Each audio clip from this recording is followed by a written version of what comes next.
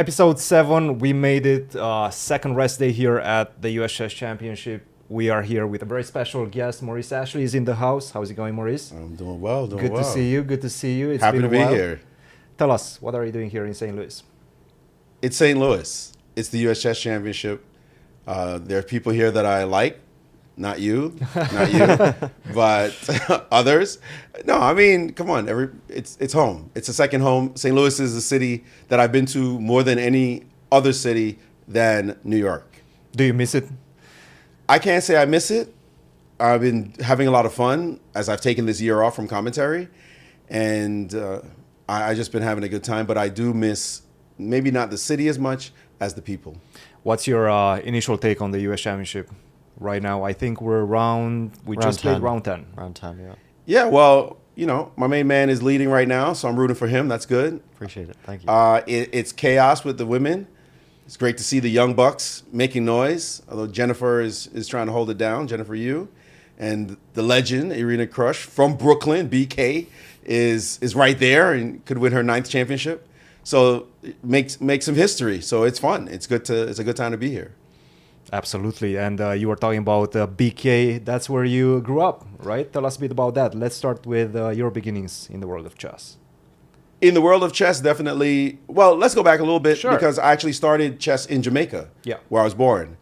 And I learned the rules with my brother, hung out with my brother and his friends. But we played all kinds of games in Jamaica.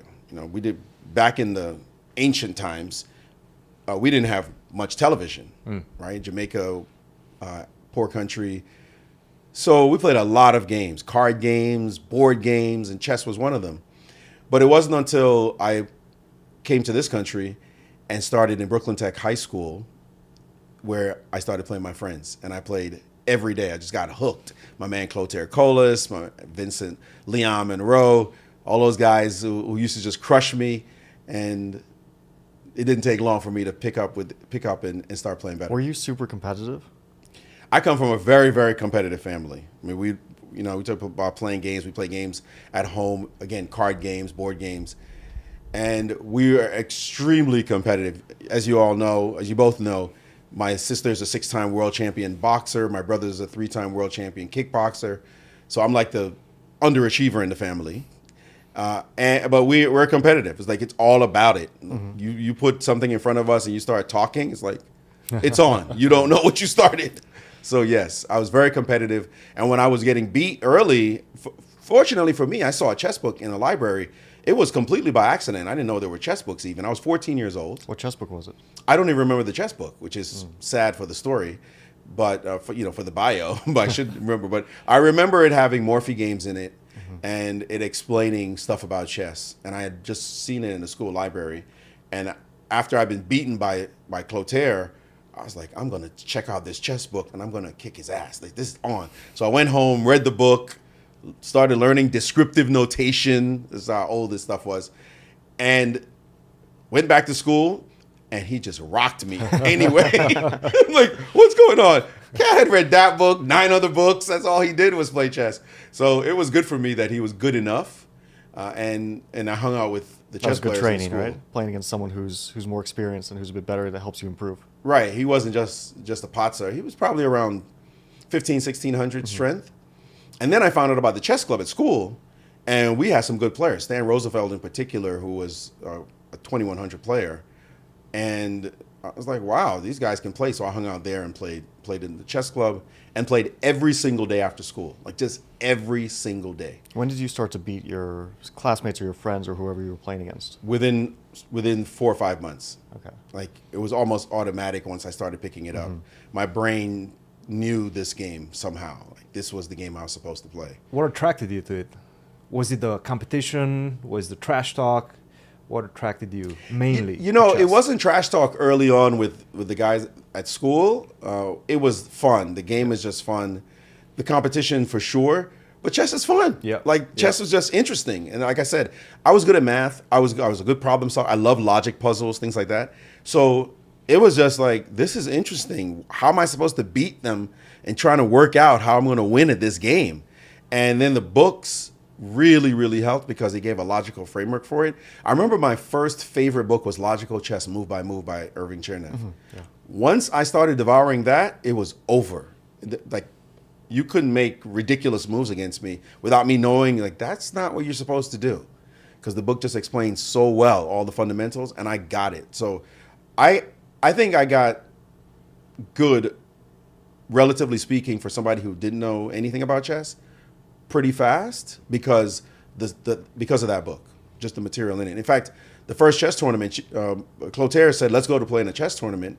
And our first chess tournament I ever played in was the Heraldica Imports, Jose Cucci, before your time. He was the guy who did the New York Open. All right, same guy who ran the New York Open before. Like, now it's no longer around, but he ran this chess tournament, and I played it was in downtown Manhattan. I played in the unrated section, well, the under 1400 section, or maybe it was under 1500. Anyway, it was the lowest section, and I won. I lost my first game to Paul Song, which is funny because I don't remember who else I played. That name sounds familiar. He's a chess master. He became a chess master, but he's too old for you to remember him, I would think. And I lost my first game, won my next 3, came back the next day, also went 3 out of 4. And my very first rating was an 1800, like 1804, 1806. And I never dropped below 1800 after that. That must be one of the highest initial ratings of a chess player. So when I started, my first rating was 400. Like 475, something like that. I'm not Man, you were a scrub. I lost all my games in my first tournament. Look at you now. Yeah, no, it was very strange that was my rating. And I don't think it was my exact strength because, the provisional rating, they add, K factors and 400 points and all that. But I was studying so much and playing every day like it was my job. I mean, I just did chess all the time. School dropped off. My mother was looking at me like I was crazy. Like, what are you doing? What's this chess thing? How do you make money at this? But I just wanted to play all the time. And so I kept getting better. Then finally, I think my actual strength matched the rating. Were you actually looking at playing chess as a job as early on? No. Or no, it was just fun for you. Enjoyment. Man, growing up in Brooklyn, I went to Brooklyn when I was 12, and we moved to Brownsville. And Brownsville is the same neighborhood Mike Tyson's from. And I always joke, Brownsville was so rough that Mike had to get out of Brownsville. Yeah. You just get in trouble easily, gunshots every night. And I say every night, that's not exaggeration. Like, you'd be inside and you just hear off in the distance some stuff popping off. Chess was my haven. It was what just kept me at least sane. And I was so passionate about it. And I just remember late at night studying Tal games. And nobody in my neighborhood really played chess except for my friend Leon. So it was just me and these chess books and Tal sacrificing pieces like crazy. And I'm like, this guy's a wizard for real. And it just was my lifeline. And so I always just wanted to do it purely out of passion. Were there any other sports that you were interested in growing in Brooklyn? Well, like basketball, anything of that nature? Yeah, coming from a competitive family and an athletic family, I was always into martial arts. Martial arts. Absolutely. So I did Taekwondo, right? I did karate. Seido was the name of the art. Seido, okay. Seido karate, and I did kung fu with my friend Leon early on. And then otherwise we played ball. I wasn't really a good basketball player, cared to, because I came from Jamaica where it wasn't popular. We were more into soccer, which we call football. Yeah. That's what the rest of the world calls football. So I was into soccer and cricket, but I came to love basketball and baseball. I came the same year the Yankees won the World Championship in 1978, the World Series in 1978, and fell in love with the Yankees from that point. And then just started loving sports in general. Football, played all the time, American football that is, with my friends. So I was always pretty physical, but chess took over. Chess just dominated within a couple of years of coming to this country. Chess had that obsessive element for you. Like you really spent all your time at some point. You were just obsessing over the game, trying to get better and trying to learn as much as possible. Do you think that's a facet of chess, or is it that you can get obsessed and passionate about any sort of activity, and it was just chess for you? I think it's true you can get passionate about anything. I mean, golf players, will say the same. Tennis will be the same. But it was chess for me. And chess has that quality, as you know. I mean, you just play and all you want to do is play. but it also depends on the kind of person. I think all of us are that type, right? That's like chess. That's it. I just want to do this. And again, it was something my mother didn't know what to do with. I didn't have a trainer until I was 2,400. I was 21 years old before I got a trainer. And it's all because I couldn't stop doing chess. I just kept doing it, studying it, reading books for me was everything. It's just like, it's all I wanted to do was read, next book, go to the library, get a chess book, buy a book. If I didn't have the money for it, my friend Willie Johnson, who was a big influence in my life, a mentor to me, he would just give me some extra money so I could get a book. My dad would get me a book. You know, it was just all I wanted to do. So I think that helped me, that I had the mind for it already, and I was passionate, and I was willing to put in the work. Do you think that was even more helpful working on your own rather than having a coach, because you invested yourself even more closely than if there was someone else there and it wasn't like 100% your thing? Man, if I had a coach, I'd be on your level. What are you talking about? I would have been killer. There's a trash talk. There we go. Are you mad? I wish I had a coach. I think about that. You know, like, I was the type who really wanted to learn. And a big influence in my life was the Black Bear School of Chess. These are largely African-American men who play chess in each other's homes, in the parks also. There was a big chess scene in New York City, as you know, great park scene. And I would go out there and play the hustlers, and they trash talk naturally. And of course, the scene is the best because you're playing chess, there's music, there's trash talking, they're blowing smoke in your face. It's outdoors, there's sirens because it's New York, so cop cars are driving by all the time. Chaotic. It's just great. It's like, that's how we learned to play chess. So now when people are like, shh, it's like, turn up the music, let's go. There was a Botvinnik story about that. He would have, because at the time smoking at the board was allowed, he would have his sparring partner blow smoke in his face to imitate like the distractions that I know that story. Yeah. I know that story. Well, if he came to Brooklyn, it would be reefer. It's not gonna be just smoke. All right, he'd be getting high while he's trying to play. Let him figure that one out. So yeah, we was crazy, man. And I mean, the hustle scene in New York, you just can imagine guys that you looked at, it's like, do you have money to go home? Do you have a home? And some of them really didn't, but they were badass at chess.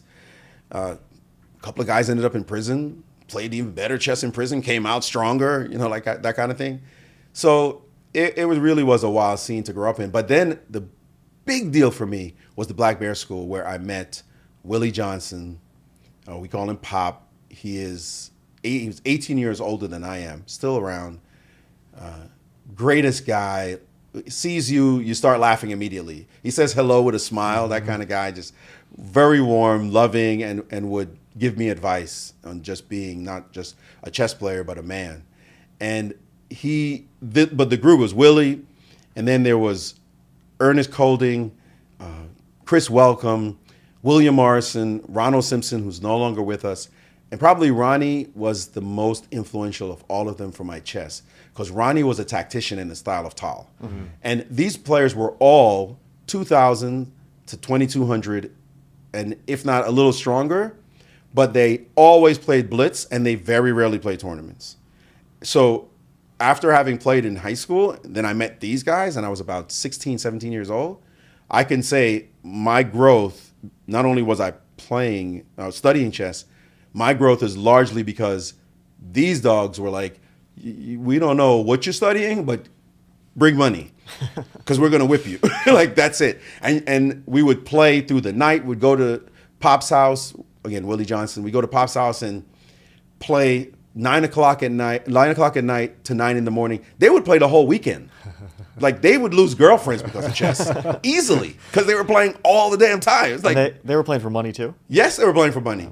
And at some point, Pop, because I was so young, Pop would be like, don't play him for money, right? Like, what are you doing? He's a teenager. What are you doing? And they'd be like, nah, we gotta beat him now before he becomes a GM. I remember Ernest Colding, we call him Steve. Steve was like, nope, I'm going to beat him now. So when he becomes a GM and he comes back, he's going to remember the beatings, and I'm going to beat him then. Like, what? So that kind of heavy duty, intense growth by fire, right? Like that was raw. That was real. And I have such pleasant memories just literally playing chess all night long. I would go home. I was that kid on a Friday night, wasn't hanging out. My mother would know I'm gone, but she knew, Exactly he's where. at the house playing chess with the crazies. And I would stumble back in at 9 a.m. and go to sleep. And that was every Friday night. Did that contribute to your chess style, like a swashbuckling sort of, or the way that you also mentioned you were studying Tal's games, and all the people you were playing with, they seem to have these like creative and crazy styles and playing all night. Did that contribute to how you play chess? You know, when I think back on their styles, like Chris and Pop and Mark Mears, who was also passed on, a lot of them were very positional. They had different styles. Ronnie had the most tactical style, and that helped me. But I think I was just that kind of crazy player who wanted to sack pieces. It's funny, when I look at my games now in tournaments, they're so boring. Like, I don't play any. I had this image of myself that I was a attacker, tactician, always wanted to sack something. And then I look at games and I'm like, what? They're so damn positional. Like, what? But I realized that I used to always be willing to sack a pawn for the initiative. Just, you can have it, whatever. And my openings were terrible because we never really knew how to study openings. Yeah. So Ronnie showed me the Botvinnik English, right? So like C4 and move 1, E4, knight C3, G3, bishop G2, in order to attack. Like, that was the point. But at least we had stability in the center. Yeah. And then you'd figure out how we're going to get around and figure some attack with F5 and just pawn storm or something, right? And that's how I played until much later when I finally picked up E4 and played more open positions. But by then I was already 23, 2400.